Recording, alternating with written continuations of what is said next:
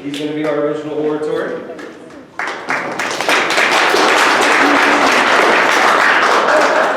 Okay, so just to reiterate, Michael is original oratory, so he has written the speech himself.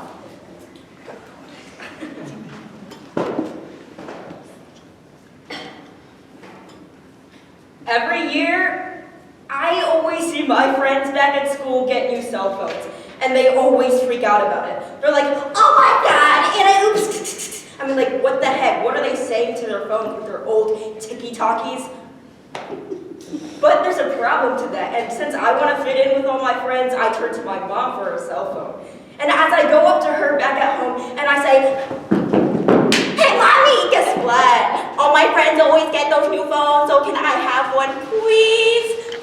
She always replies with the same old answer, and it's, no honey, it's a good thing you don't have a phone. Okay. I mean, what the heck? What made it so that they could have a smartphone, and I couldn't? But there's a problem to that, and that was that all those friends back at school had started to develop annoying afflictions for always holding and fiddling with their phones every morning. And now it's especially annoying because I can see that everyone, whether it's texting, checking social media, or even pretending that they're physical friends like me, don't even exist. They're simply put, always, and I mean always on their phones. So this is a problem, right? All my friends had suddenly disappeared and reappeared as phone-attached zombies. So I started to investigate, and well, I found out that my mom was both right and wrong. You see, like everything, smartphone usage among tweens has both positive traits and negative traits, and we're going to look through them in that order. And then finally, hopefully, we can sum it all up with a possible solution. But it involves every one of you in this room to follow it. So, let's begin. Let's clean the tween scene, shall we?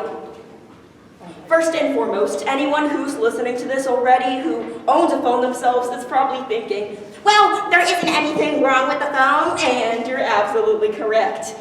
You see, the smartphone is actually one of mankind's greatest creations. Not only can it carry out many basic functions, like calling and texting, but it can do so much more.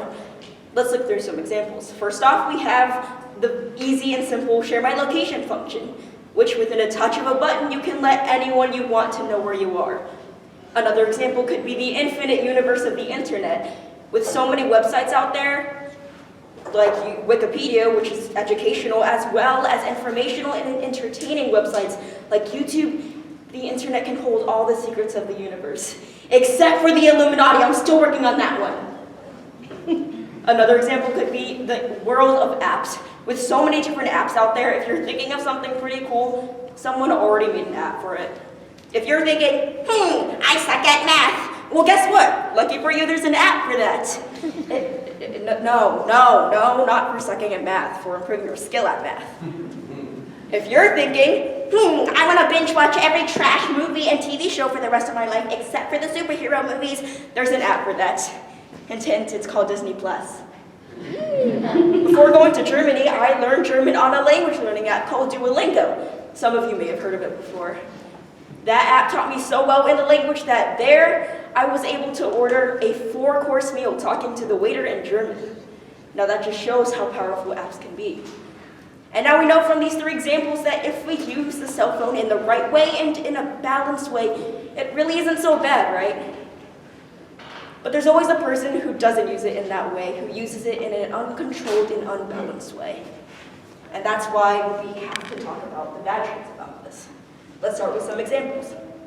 This one actually happened pretty recently. My friend Bob and I were assigned to a project based off of a book that we read in school. And so of course he came over and we started working. And after the first 10 minutes, his phone rang. So basically, these are how the Roman businesses. Oh my God, I'm so sorry, that's my phone. You know, if I don't answer this text message, I don't exist, you know what I mean? Okay, Don, I'm so sorry about that. What about the Romans? Okay, Romans basically. Are you kidding me? Oh, I'm so sorry. This one's a social media post. Don, please. Okay, Don. Oh, I'm so sorry. It won't happen again. All right, what about the Romans? Okay. Romans? Are you kidding me? Oh my God, I'm so sorry.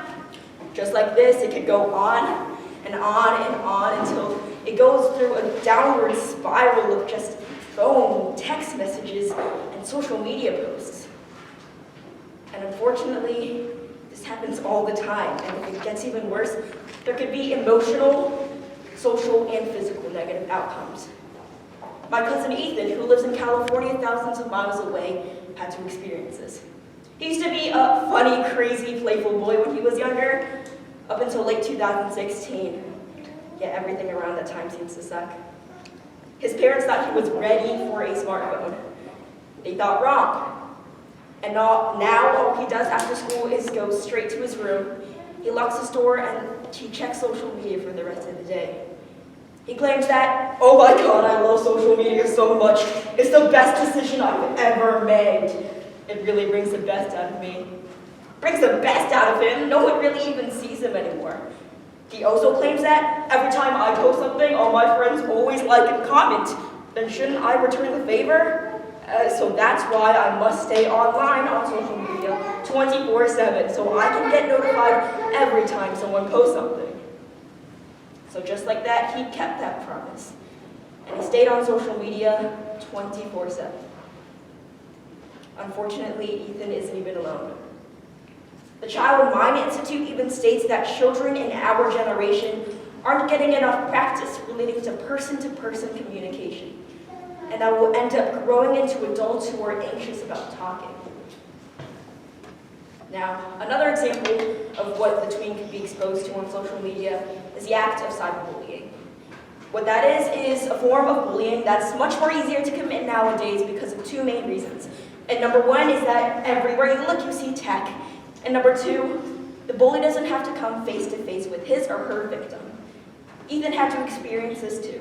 One day he came back home from school and he looked onto his phone out of a bad habit. He logged onto social media and what he found was a picture with himself in it. And one of the comments read, "Oh my God, Ethan's hair looks like Mount Everest. If Mount Everest was a burnt piece of poo-poo." Even as immature as that may sound, imagine if that comment was directed towards you.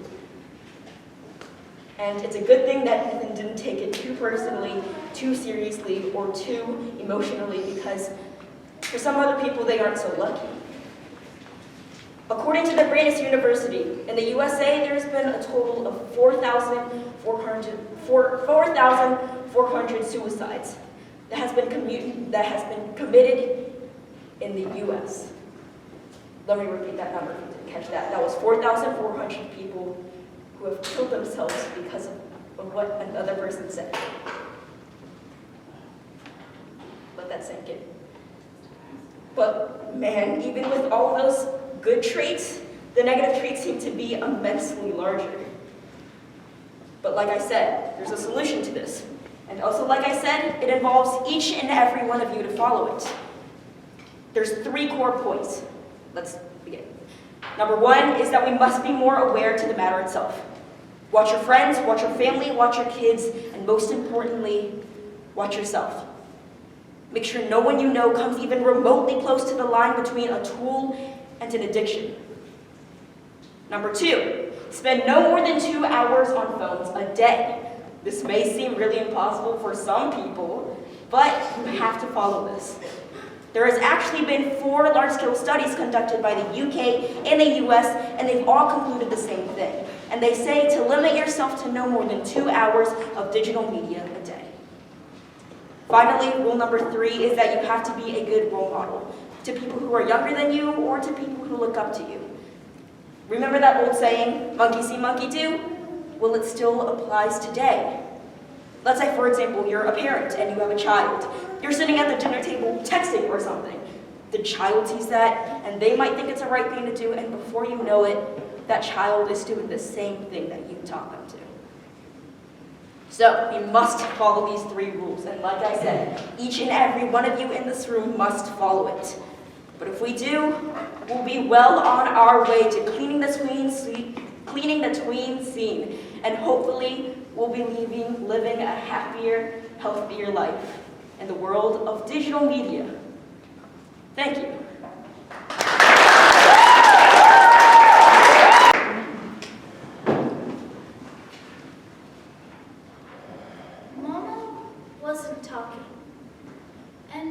she wasn't eating. She was just sitting there, playing with her food, which we're not supposed to do. Daddy wasn't eating either. He was just sitting there, staring at his plate. So you're gonna call the doctor today and make an appointment? Yes, Evan. It's probably nothing. I know. There was a quiet in the kitchen I'd never heard before. Like the whole world had stopped. What's going on? What's nothing? The sounds of silence can be positive or negative, peaceful or happy or sad. When I was a little girl, about 4 years old, my Papa Joe was very sick. I don't remember all the little things about him, but I do remember that he slept in a hospital bed in the living room of his old house, and that he used to play old black and white cowboy movies at about 10 times louder than anyone else could stand. When he passed on, one of the things that struck me most was the silence in my room. For Ida B, silence is a signal that things are not right in her family either. A program that explores the sounds of silence with excerpts by Katherine Hannigan and Bruce Springsteen. Mama had a lump. The lump had cancer. That was the nothing that wasn't nothing. But it didn't seem like a too terrible everything at first. It seemed like a penny up your nose kind of thing. You have to get it out because it doesn't belong there. And if you keep it there for too long, you'll have an awful time with a cold. So you go to the doctor, she takes it out real quick, and pretty soon you forget how it felt to have a sore, stuffed up, stretched out nose. That's how I thought it was going to be with the lump. But it wasn't like that for Mama. First, she went to the doctor. After that, she needed to go to the hospital for an operation. And then the cancer wasn't just in the lung, but under the arm too. And the doctors thought that they had got it all out. They couldn't say for sure. That cancer was like bugs in a tree. One day, you don't see them. And the next, they're everywhere, eating the leaves and the fruit. And it won't work to find them and squish them one by one. You have to do something drastic. So Mama went to the hospital for treatments. When she'd come home, she'd be so tired, she had to work hard just to say, "Hi, baby." Then she'd go into her room and lie down on the bed. He went away for an hour or so and came back. She'd look exactly the same. On her back, eyes closed, face white like milk, hands holding tight to the bedspread. I'd go to the side of her bed and stroke her cheek. She'd moan when my fingers brushed her skin, with a touch lighter than you'd use to pet a baby kitten. So I stopped touching her. But I asked her if she wanted me to read to her. No thanks, honey. Did she want her cat Lulu to come and visit? Maybe later. Did she want to hear me spell vivacious? Not now, sweetie. Once, when we'd both been quiet for a long time, I whispered so softly I could hardly hear myself. "Mama, are you going to die?" Mama opened her eyes and turned her head and looked at me, looking at me more serious than ever. I couldn't look at her, so I stared at the bumps on the bedspread. I will always be always. Mama closed her eyes and said, "Do you understand, baby?" And I said, "Yes, Mama," even though I didn't. And I just sat by her and watched her breathe, making sure her belly kept going up and then down. After Mama's treatments, our house would get as quiet as a library, with only grown-ups in it. Like there was a constant hushing us all the time, in every room. We walked around not looking directly at each other anymore. Daddy looked down, I looked down, even our dog Rufus looked down. But not Lulu. She glared at us as if to say, "Whatever's going on here, I like my food 5 minutes ago." We placed our dishes so softly in the sink. We pulled our chairs from the table so carefully. We walked so lightly, trying not to wake Mama or trying not to wake the cancer. There's a code of silence that we don't dare speak. There's a wall between the rivers deep. We keep pretending that there's nothing wrong, but there's a code of silence and it can't go on. Is the truth so elusive you see, that it ain't enough to bridge the distance between you and me? There's a list of grievance 100 miles long. There's a code of silence and it can't go on. When there was time, Daddy and I would sit together in the big chair so that we were close enough that we could whisper and still hear each other. And read stories. And those were just about the only good times we had in the house then. Afterwards, Daddy would go and check if Mom would have some soup, or maybe some crackers. Most of the time, she'd just whisper, "Oh, thank you, honey." But sometimes, she'd just say, with a voice of love that's 1,000 miles away, Mama would have a treatment and things would be worse. Little by little though, she started getting better, till she was coming close to being my mama again. She started eating and working with Daddy a bit and asking me, "Ida B, if it takes 2 1/2 cups of flour to bake a pie, you bake 2 pies a week for 1 year, except the week of Christmas when you bake 5. How many cups of flour do you need?" And I'd answer, "Only 2 a week, Mama. Couldn't it be 3? And then she'd almost smile, just like before. But by then, 3 weeks would be up, and it'd be time for another treatment. And all the happiness that thought it might be safe to come back had to turn around and go back where it came from. Even the glowing that was Mama's had disappeared from her eyes, and I couldn't find it, no matter how long I looked at her. Then, when no one was paying any mind, I'd go into my room and close the door and sit on the floor behind my bed and cry and cry for Mama, for Daddy, and for me, and for all the love that seemed wasted, because it couldn't fix Mama.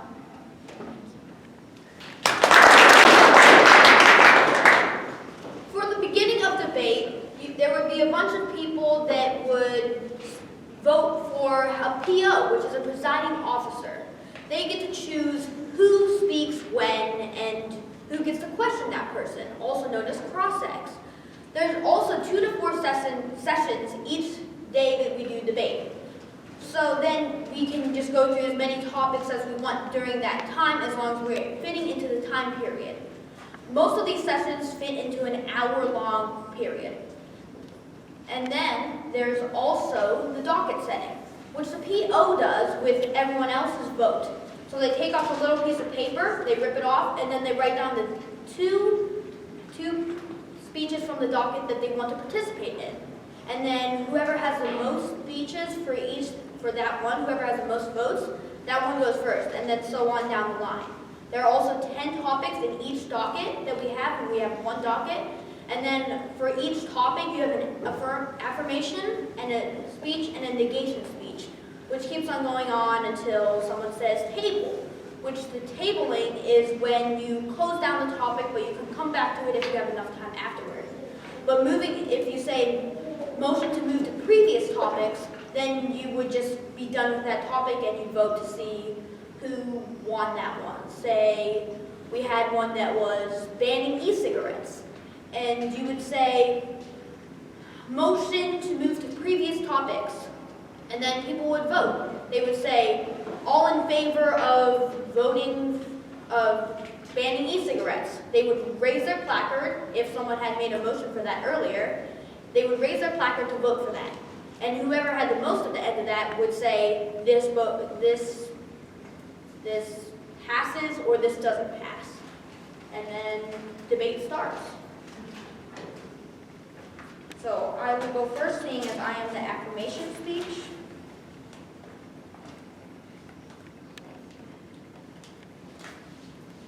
We will be doing minimum wage first.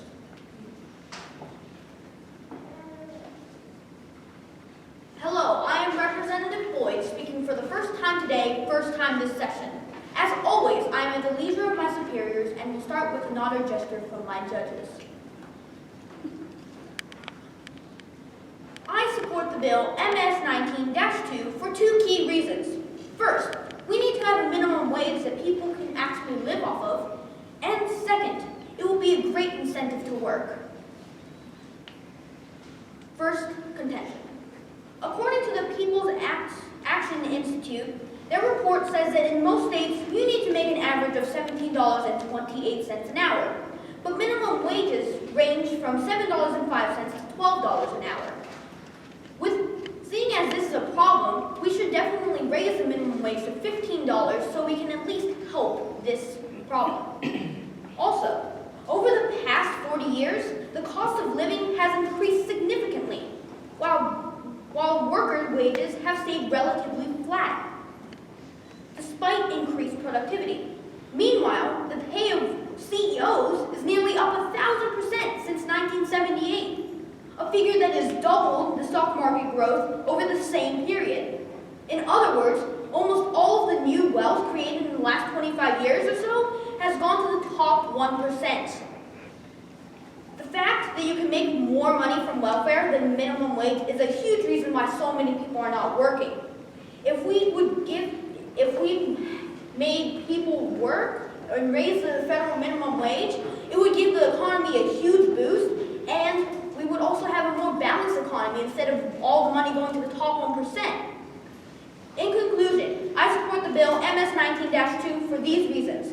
1, you can actually live off of the minimum wage, and 2, people that are not currently working might start. Thank you.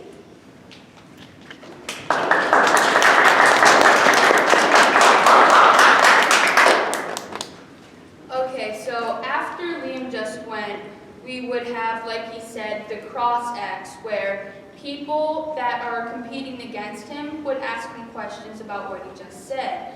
And the presiding officer would call on them using the Robert's Rules of Order. So we don't have a presiding officer now, so I'm just going to ask him a question. So you said $17 was the living wage to live off of. So how much would $15 actually help? Well, seeing as it is $7.25 right now, it would really help the economy with making more people make more money, and everyone else would be making more money on top of that. So then it would bring the top 1% down to maybe the top 10%. And then you would have more people with we wouldn't have as many billionaires out there. We would have more high millionaires or lower millionaires, or most people would be middle class. And that would be a much more balanced economy. So usually more people would ask questions, but since it's just me asking questions, it's over now. Yeah. So I'm going to do my speech now because I'm in engagement. I am Representative Fick Mills. I will be speaking for the first time today and the first time this session. As always, I am at the leisure of my superiors and will begin with a nod or gesture from my judges. I am opposed to Bill MS 19-2 to raise the federal minimum wage for two key contentions.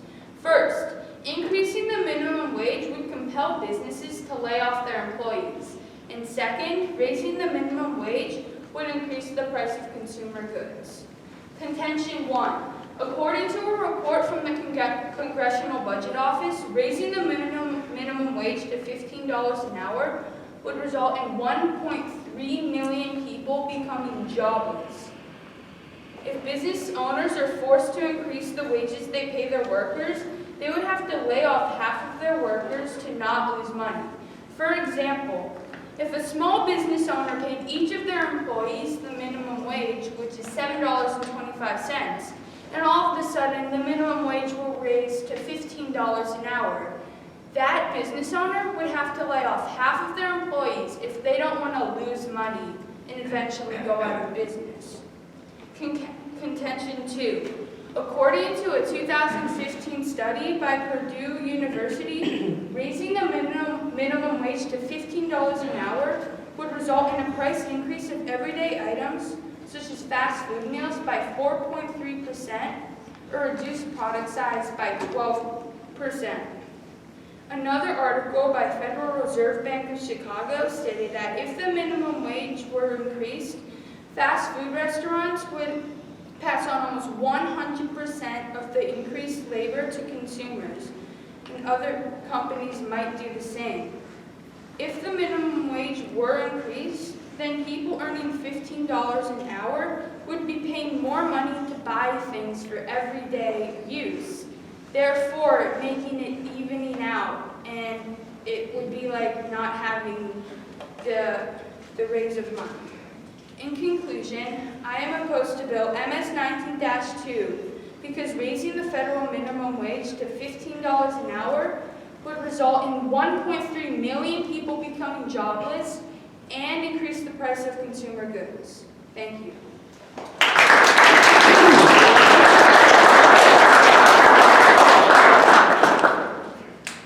Representative Fick Mills, you said in your speech that if we raise the federal minimum wage, small business owners would have to pay their workers more and maybe lay them off. Couldn't they just increase their product price to level that out?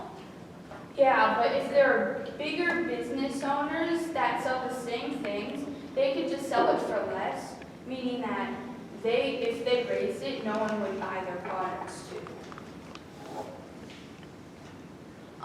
So in a real debate setting, there would be, for the first speech in negation or affirmation, there would be a 2-minute questioning period. And if it was a second or however many you keep on going for, it would be a 1-minute questioning period. So they're trying to just make it harder on the first person to get rid of all those questions right away. So now I will go for my speech and affirmation on caffeine, regulating caffeine. Hello, I'm Representative Boyd speaking for the second time today, second time this session. As always, I'm at the leisure of my superiors, and I will begin with a nod or gesture from my judges. I support the bill MS 19-9 for 2 key reasons. First, coffee is addictive. And second, it tricks your brain into thinking that it is awake, and you keep on drinking more when you get tired. According to many researchers, coffee is a silent and deadly killer. Many people drink coffee because they think it naturally gives yourself energy, but that's false. When we are awake, neurons in our brains produce a substance called adenosine. At the end of the day, when our adenosine levels are low, the brain tells us to relax and go to sleep. Coffee actually tricks your body into thinking it's not yet time to sleep by acting like adenosine itself. However, after the caffeine wears off, your body is left feeling more tired than normal, leading you to drink more and more. Basically, the addiction and stroke while stopping. This is important because if you keep on drinking coffee, your brain will not work as well and you can get illnesses from sleep deprivation. Coffee brings major health detriments. They clearly outweigh the temporary benefits. A study by Caffeine Informer, which is a company specifically made to educate people on the benefits and detriments in coffee, states that men who drank more than 8 full ounces of coffee had a 21% increase in all causes of mortality. Also, those that reported that they consumed excessive amounts of caffeine were also likely to smoke and have poor fitness. Dr. Nancy Snyderman of NBC, after acknowledging the study about men having a 21% mortality rate in an interview, also stresses that moderation is the key. A study conducted by Dr. Lucio Mose, a doctor at the Hospital San Daniele in Del Friuli in Udine, Italy, found that young adults who were diagnosed with mild hypertension had 4 times the risk of having a heart attack if they consumed the same amount of caffeine equivalent to 4 cups of coffee. Coffee can even be a deadly killer, as proven by the documented 92 caffeine overdose deaths since 2016. And it is not as uncommon as you might think. This is important because if there is all this information out there about caffeine being bad, we should clearly regulate the caffeine a little bit, unless we have a medical need for caffeine. In conclusion, I support the bill MS 19-9 because caffeine has more bad effects than good, and coffee can be very dangerous if not drunk in moderation. Thank you.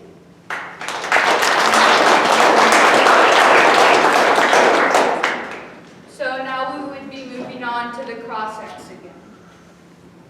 So if this bill were to be passed, how would we make sure people don't drink too much coffee? Well, most of the time you'd want to regulate the beans or the source in the first place, so that way you won't have as much caffeine going into your system, but you still get that taste of coffee if you really like the taste. I mean, and you can also do just decaf if you like the taste of coffee, which is the same thing, basically, just without caffeine. So now I will be moving on to my negation speech. I am Representative Fick Mills. I will be speaking for the second time today and the second time this session. As always, I am at the leisure of my superiors and will begin with a nod or gesture from my judges. I am in negation of Bill MS 19-9 to regulate caffeine for 2 key reasons. First, caffeine has health benefits such as a reduced risk of heart disease and stroke. Second, it makes people more alert and engaged during the workday. Contention 1. According to a study by Johns Hopkins Medicine, coffee, which contains a significant amount of caffeine, can reduce your risk of coronary heart disease, stroke, diabetes, and kidney disease. And according to a report by the European Cardiac Society, people who drink 2 cups of coffee a day have a 30% reduction in mortality. For example, if an average person drinks 2 cups of coffee a day before work, they will be more awake during their workday. And not only that, but they will have a reduced chance of heart disease, stroke, and they'll have a 30% reduction in mortality. Contention 2. According to a study from Harvard University, caffeine can improve your athletic endurance and reduce fatigue. And the same report states that caffeine increases your alertness and enhances your effectiveness during the day. For example, if you drink 2 cups of coffee every morning before you work, you get a boost in adenosine, a chemical in your body that increases your physical energy. And according to a study from Medical News Today, the caffeine in coffee stays in your system for about 8 hours before the effects wear off. And the average workday is 8.8 hours long. So you'd be getting an energy boost for about the whole workday. In conclusion, caffeine actually has positive effects on the body, such as a reduced risk of heart disease, stroke, diabetes, kidney disease, and gives you to a better effectiveness during the day. Thank you. And back to the cross-ex. Okay, you said that if you drink 2 cups of coffee, it reduces your rate of mortality. But in my speech, it says that it would, if you have 4 cups, it increases mortality. So would your speech be contradicting and saying mine is wrong, or are we both correct, just leveling it out? Well, you stated in your speech that if people drink 4 cups of coffee, which is an excessive amount, and I'm saying 2 cups of coffee would actually be good for you. And we're done.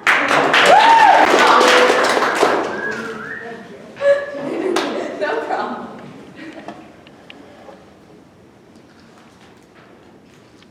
Growing up, Grandpa Portman was the most fascinating person I knew.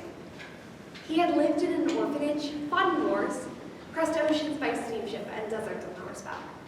It all seemed unfathomably exotic to a kid who had never left Florida, and I begged him to regale me the stories whenever I saw him. He always obliged, telling them like secrets that could only be entrusted to me. There is one thing that most children everywhere understand. Monsters are terrifying. The monsters of our childhood share common characteristics. The menacing eyes, the sharp fangs, the zombie shuffle walk. These let us know what to look out for under our beds and in our closets. But what if the monsters look like us? What if those who would bring the most harm to a child are fellow human beings? A program with excerpts from Miss Peregrine's Home for Peculiar Children by Ransom Riggs, and the poem, The Day War Came by Nicola Davies, about how sometimes the monsters are among us, and we don't know it until it's too late. When I was 6, I decided that my only chance of having a life half as exciting as Grandpa Portman's was to become an explorer. He encouraged me by spending afternoons at my side hunting maps of the world, plotting imaginary expeditions. And at home, I made my ambitions known by parading around with a cardboard tube held to my eye, shouting, "Leonto, prepare a landing party!" Until my parents shooed me outside. I think they thought that Grandpa would infect me with some incurable dreaminess from which I never recovered. That these fantasies were somehow inoculating me for more practical missions. So one day, my mother sat me down and explained that I couldn't become an explorer because everything in the world had already been discovered. I'd been born in the wrong century, and I felt cheated. I felt even more cheated when I realized that most of Grandpa Portman's best stories couldn't possibly be true. The tallest tales were always about his childhood, like how he was born in Poland, but at 12 had been shipped off to a children's home in Wales. When I would ask him why he had to leave his parents, his answer was always the same: because the monsters were after him. What kind of monsters? Off-orange Dobermans with rotting skin and black eyes, and they barked like this. More fantastic still were his stories about life in the Welsh children's home. It was an enchanted place, he said, designed to keep kids safe from the monsters. On an island where the sun shined every day, and nobody ever got sick or died. They all lived together in a big house that was protected by a wise old bird. Or so the story went. As I got older, though, I began to have doubts. One afternoon, at age 7, I asked him, "What kind of bird?" "A big hawk," was what they piped. "You must think I'm pretty dumb, Grandpa." "I would never think that of you." "But why did the monsters want to hurt you?" "Because we weren't like other people. We were peculiar." "Peculiar how?" "All sorts of ways. There was a girl who could fly, a boy who had bees living inside of him, a brother and sister who could lift boulders over their heads. Huh? Fine. You don't have to take my word for it. I got pictures.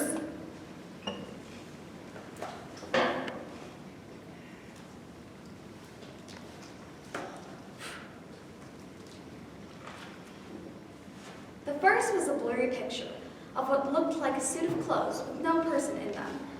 Either that, or the person didn't have a head. Sure, he's got a head, only you can see it. Why not? Is he invisible? Miller was his name. Funny kid. Sometimes he'd say, "Hey, Ed, I know what you did today." And he'd tell you where you'd been, what you had to eat. If you picked your nose and you thought nobody was looking. Sometimes he'd follow you, quiet as a mouse, with no clothes on so you couldn't see him. Just watching. Of all the things, eh? So, what do you see? A little girl. And She's wearing a crown? what about her feet? She's flying! Close. She's levitating. Only she couldn't control herself too well. So sometimes we'd have to tie a rope around her to keep her from floating away. Is it real? Of course it is. Victor and his sister weren't so smart, but boy were they strong. He doesn't look strong. Trust me, he was. I tried to arm wrestle him once, and he just about tore my arm off. He had 2 mouths, see? One in the front and one in the back. That's why he got so big and fat. But it's fake. The face is just painted on. Of course the paint's fake. It was for a circus show, but I'm telling you, he had 2 mouths. You don't believe me? I believe you. The day war came. There were flowers on my windowsill. And my father sang my baby brother back to sleep. My mother kissed my nose and walked with me to school. That morning, I learned about volcanoes. I sang a song about how tadpoles turn at last to frogs. I made a picture of myself with wings. Then just after lunch, I watched a cloud shaped like a dolphin walking. At first, just like a splattering of hail, a voice of thunder, then all smoke and fire and noise that I didn't understand came across the playground, came into my teacher's face. It brought the roof down and turned my town to rubble. I can't say the words that tell you about the blackened hole that had been my home. All I can say is this: war took everything. War took everyone. It wasn't until a few years later that my dad explained it to me. Grandpa had told him some of the same stories when he was a kid. And they weren't all lies exactly, but exaggerated versions of the truth. Because the story of Grandpa Portman's childhood wasn't a fairy tale at all. It was a war story. My grandfather was the only member of his family to escape home before the Second World War broke out. He was 12 years old when his parents sent him into the arms of strangers, putting their youngest son on a train to Britain with nothing more than a suitcase and clothes on his back. It was a one-way ticket. He never saw his mother or father again, or his older brothers, his cousins, his aunts and uncles. Each one would be killed by the monsters he'd narrowly escaped. But these weren't the kinds of monsters with tentacles or rotting skin. They were monsters you don't recognize until it's too late. Blank human faces in crisp uniforms, marching in lockstep. The Enchanted Island was also a truth in disguise.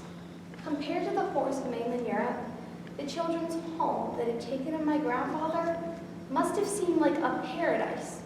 And so in his stories, it had become one. a safe haven of endless summers and guardian angels and magical children who couldn't really fly or turn invisible or lift boulders, of course. The peculiarity of which they had been hunted was simply their Jewishness. They were orphans of war, washed up on that little island in a tide of blood. What made them amazing wasn't that they had miraculous powers. That they had escaped the ghettos and gas chambers was a miracle enough. I stopped asking my grandfather to tell me stories, and I think secretly he was relieved. An air of mystery closed around the details of his early life. I didn't cry. He had a right to his secrets. I felt ashamed for having been jealous of his life, and instead tried to feel lucky for the safe and unextraordinary one that I had done nothing to deserve.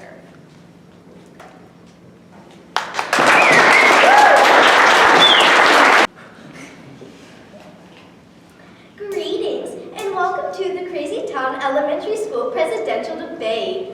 I'm Sophia from Miss Brady's class and will serve as moderator. Please join me in welcoming the candidates for your student president, Eddie Grantwood and Caitlin Parker.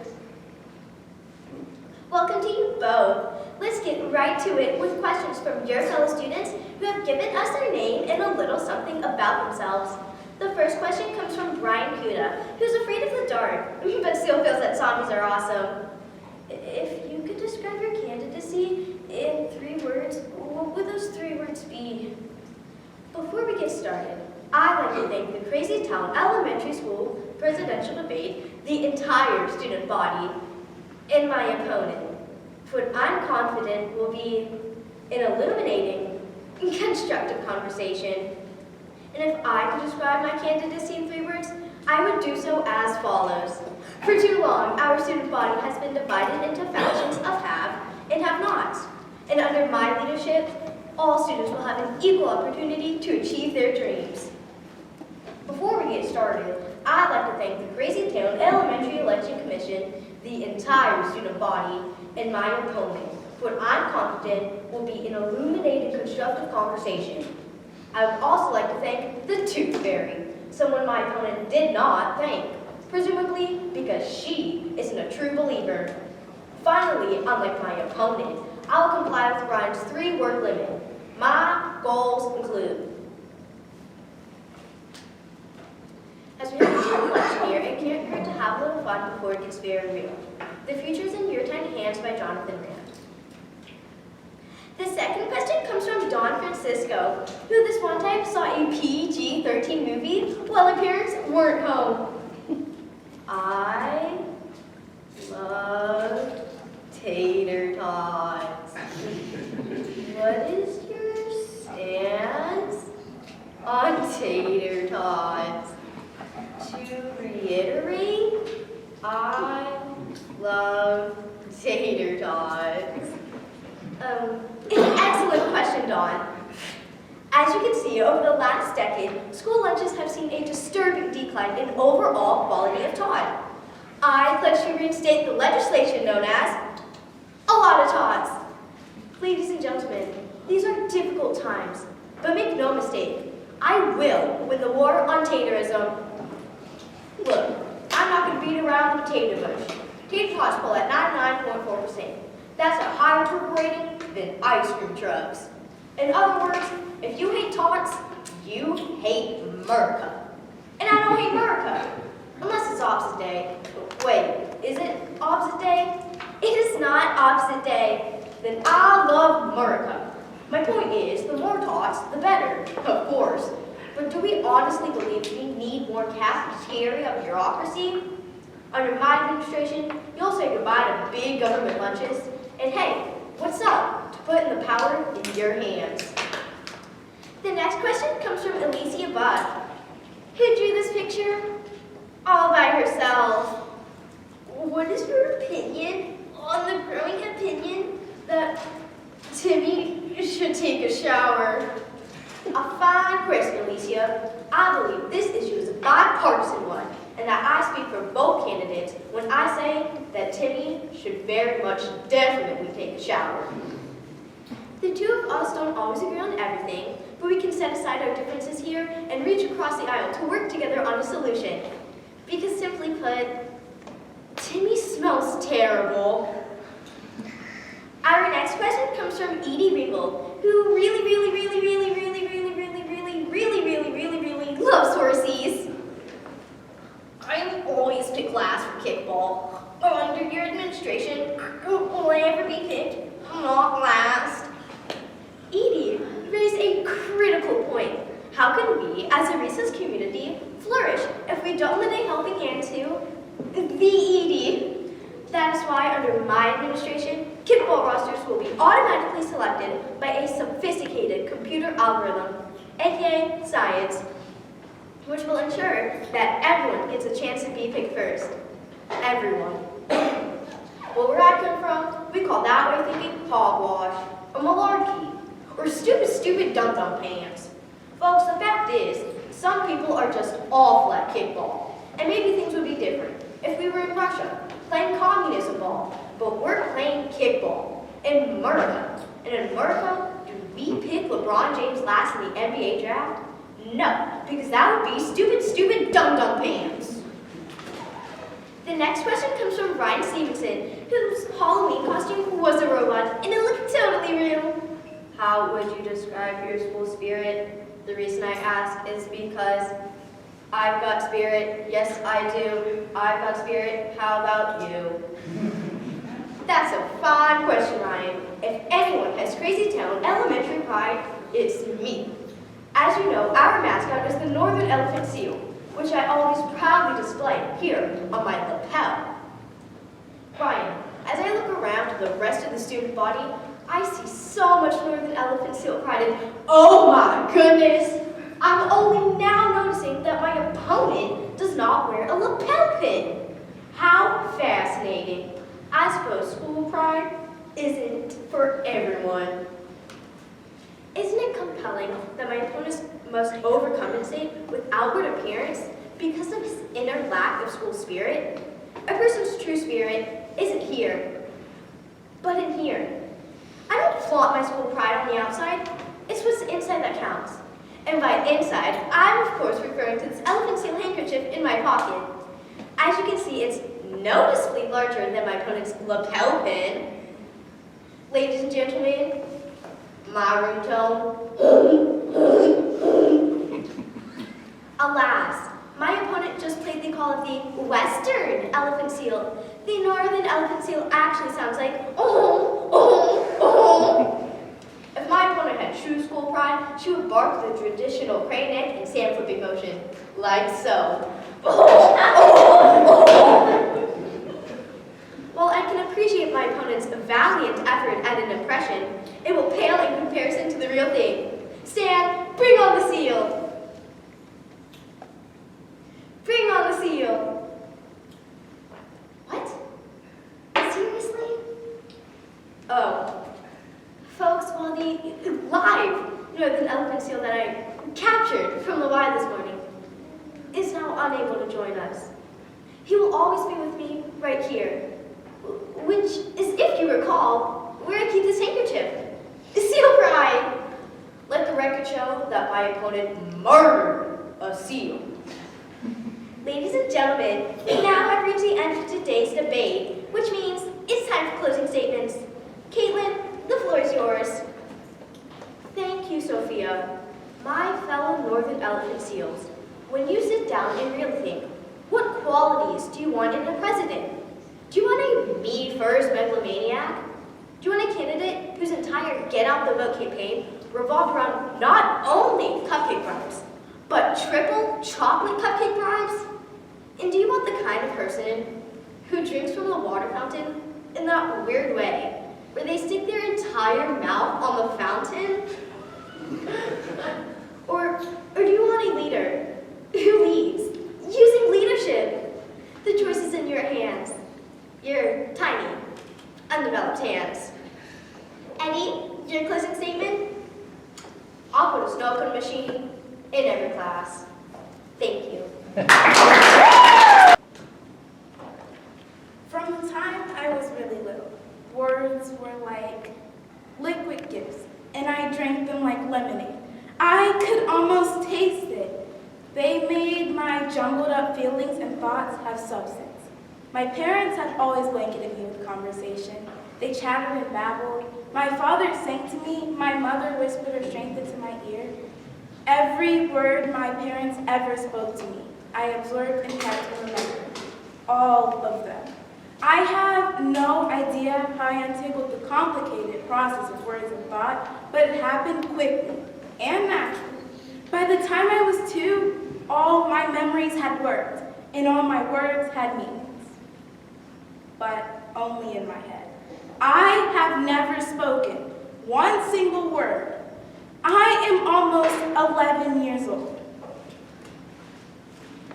One of the most frustrating experiences any of us can endure is the feeling of being trapped.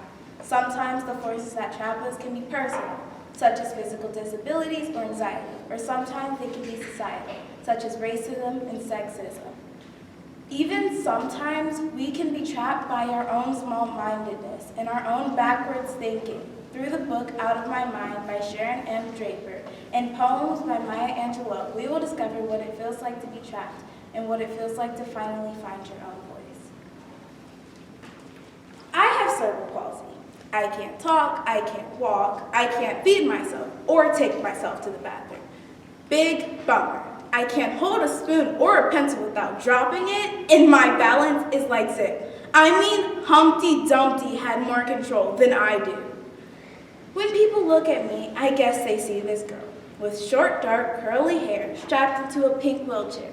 By the way, there's nothing cute about a pink wheelchair. Pink doesn't change a thing.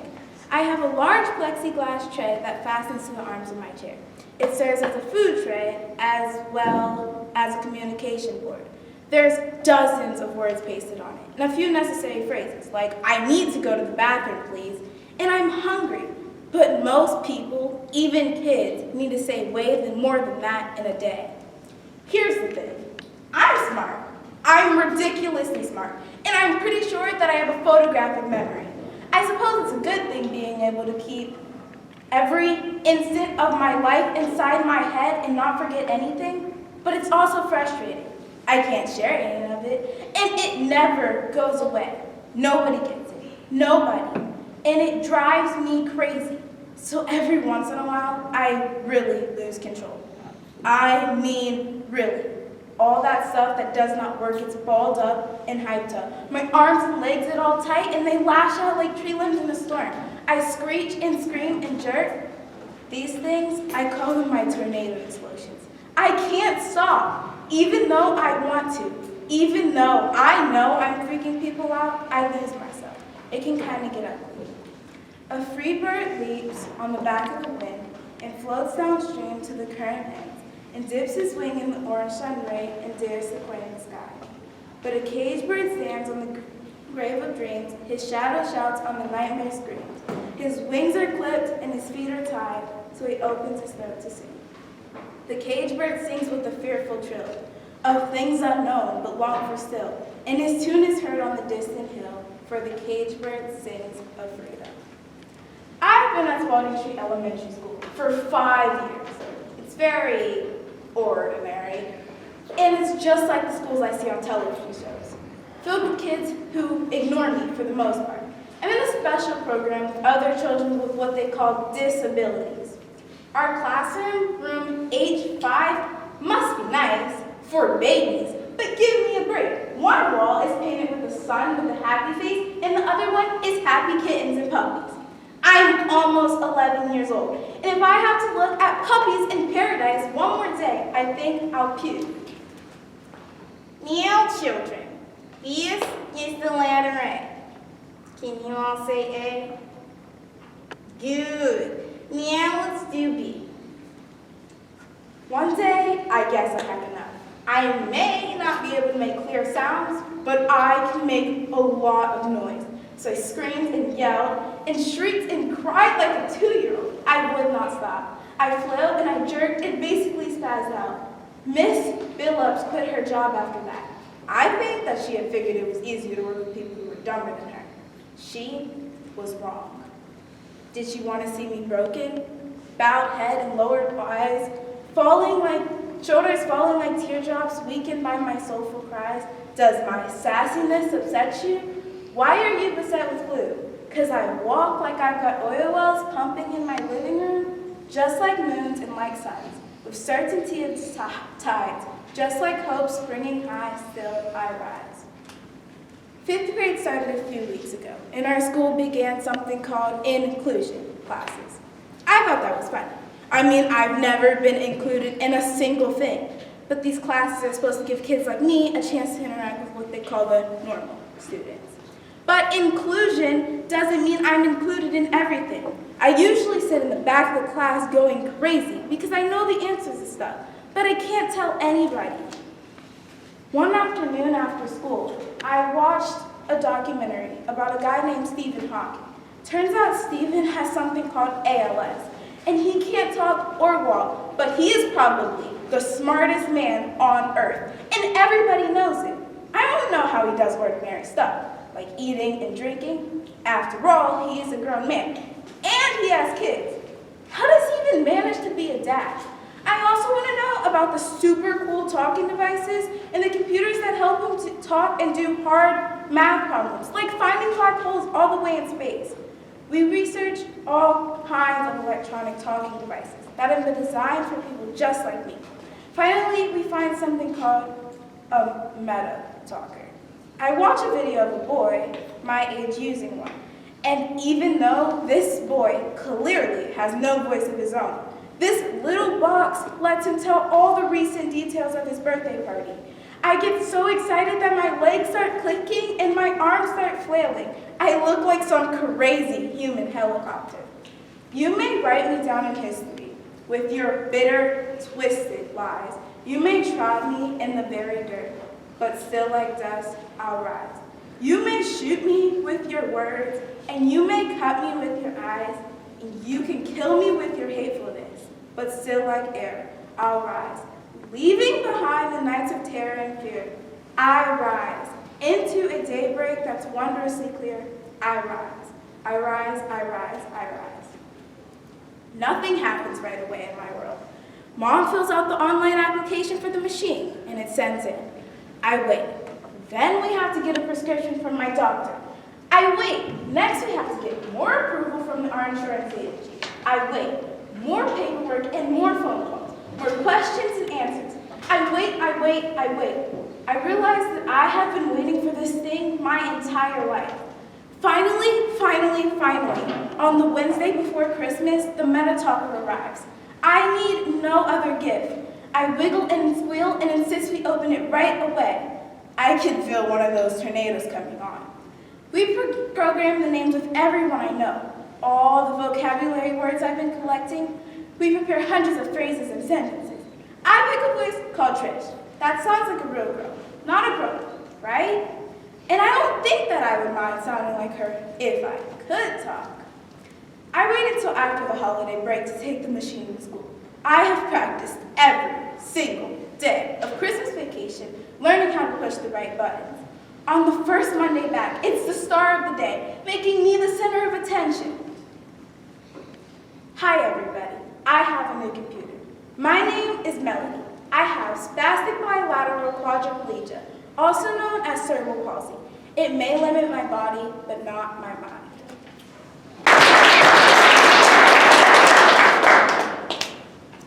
This speech is my recital. I think it's very vital. To rock a rhyme that's right on time, It's Tricky is the title. Here we go. It's tricky to rock a rhyme, that's right, on time, it's tricky. It's tricky, tricky, tricky. Roses are red, dandelions are orange. I think you're special. Sometimes I'd sporange, rorange, red fish, blue fish, one fish, orange fish, one fish, orange fish. We've all received that dreaded homework assignment to write a poem, a rhyming poem. Rhyming comes easier to some than others. Some folks are so good at it, they can do it for a living. a program including Rhyme with Orange by Lauren Butchart, It's Tricky by Run DMC, Jump by Criss Cross, shows how when the ability to rhyme can be a compulsion and not a choice, a curse and not a blessing. Hello, I say, my name is Faye. I like to write and rhyme all day. You could say odd or slightly daffy, or simply build up on sugar taffy. But this is a normal speech for me. This is all that I can be. Because, as a poet with OCD, I like to rhyme all things I see. This leaves me in quite a bind, as my other obsession leaves some people blind. It's the color of happiness, the sun and construction cones? I'm almost quite sure it goes straight down into my bones. But enough of this chatter. I have to leave the house in quite a clatter. I'm off to work, you see. The Orange Julius is where I'll be. Here we observe Faye in her natural environment, the Orange Julius. She has to work there on the side because her career as a poet isn't exactly flourishing. Not until she can find that magical orange rhyming word. She can't write a decent poem until she can get that out of her mind. Here we see her at the Orange Julius. Can I help the next customer purchase their needs? And by the way, with every purchase of $10 or more, there's a free pair of orange beads. Hi, can I, what's good here? Well, our original orange smoothies want to please. The Orange Julius was named after it in the 1920s. Nah, I want something fruitier. Strawberry mango tango sounds good, doesn't it? Blah, heck no, that's terrible. I wouldn't come here for something so sparable. The orange is much better. You really must try it. If you don't order the orange smoothie, I'll tell you goodbye. Fine. I'm just going across the way to the Smoothie King. That woman was negative. I didn't like her one bit. I didn't expect her to throw such a fit. Business is slow today. I can't imagine why. If people don't start coming, I might start to cry. Well, I guess I can work on some poetry, as long as no customers come hungry. Orange, zorange, gorange. Faye was upsetting the food court smoothie business. If the Orange Julius had any chance surviving the hot dog eat dog world, which was the Ryland food court, her behavior had to change. Here we see the manager enter her precarious habitat. Faye, can I talk to you for a bit? Of course we can talk. I'm working for you. Please let me know if there's anything I can do. Well, we're losing a lot of customers to the Smoothie King there yonder. Maybe you can start suggesting other food items to the customers. Well, sir, I thought we could chat about the Smoothie King and this and that. Our products are lousy. They really could use some flair. Compared to their new drinks, our cupboards look bare. Faye, I have no control over what they sell at Smoothie King.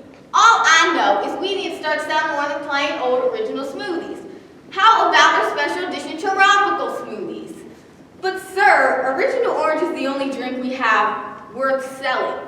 The rest of those drinks are for show and telling. Faye, last time I looked at my name badge, it said manager. And that means do what I say when I say it. Wow, I'm surprised you can see it over your oversized chin. That's funny, it makes me grin. Oh my gosh, the Smoothie King guy is coming over now. You better be careful, I might have a cow. Hi, I'm Felix. I work right over there at the Smoothie King. Hi, can I offer you a smoothie to please? And by the way, of every purchase of $10 or more, there's a free pair of orange beads. Well, I didn't come over here to get a smoothie. I mean, I'm around all the time. You just look sort of lonely over here. How about some coffee later? When did you get off? Coffee? Why would I want that? Not with the guy who looks like a rat. Oh, I wondered why no one came over here, but now it makes sense. I can't wait until this place goes out of business. Gosh, what a jerk. No wonder it must be a Smoothie King perk. Gosh, talk about rude. That really put me in quite a bad mood. Bad mood, a customer. Perfect time for a break. One time I can enjoy my own original orange shake. This is luscious. It's just a luxury. It reminds me of... Always for the only color I love. R is for the dreamy riches from above. Hey, oh, we have a customer. Can I offer you an You have yummy tropical smoothies that will tickle your senses and put you on a mini vacation for small expenses. No, thank you, dear. I think I'll just take an original Orange Julius. Well, ma'am, I hate to disagree, but I have an important question that's been bothering me. If you're not too old to answer this, tell me. Give me a word that rhymes well, give me a word that rhymes with how the sun sets softly on the eastern corral. On the Eastern Corral? Well, what I mean to say is the color it makes, it's also the color mac and cheese bakes. Just give me my smoothie. I bet they don't give you such a test at the Smoothie King. A test? You're the one that's being a pest. I'm trying to explain my best, so I suggest you give it a rest. I'm merely trying to ask this time about a word that would rhyme without having to mime about the color that is most sublime. What? Give me a word that rhymes with orange! She slammed her head against the cash register, and on the ground she lay still. The little old lady took her smoothie and ran off without paying the bill. It was chaos at the Orange Julius without her running the line. Then she awoke, took a look around, and realized she was fine. She no longer had the urge to rhyme in every way. A blessing disguised as what the doctors say. So now Faye has a nice apartment on South Broadway, where she sits and writes remarkable poetry to pass the day away. She still visits the Orange Julius at least 4 times a day. Someone try to rhyme, but they can't rhyme like this. Someone try to rhyme, but they can't rhyme like this. Someone try to rhyme, but they can't rhyme like this. Someone try to rhyme, but they can't. Thank you.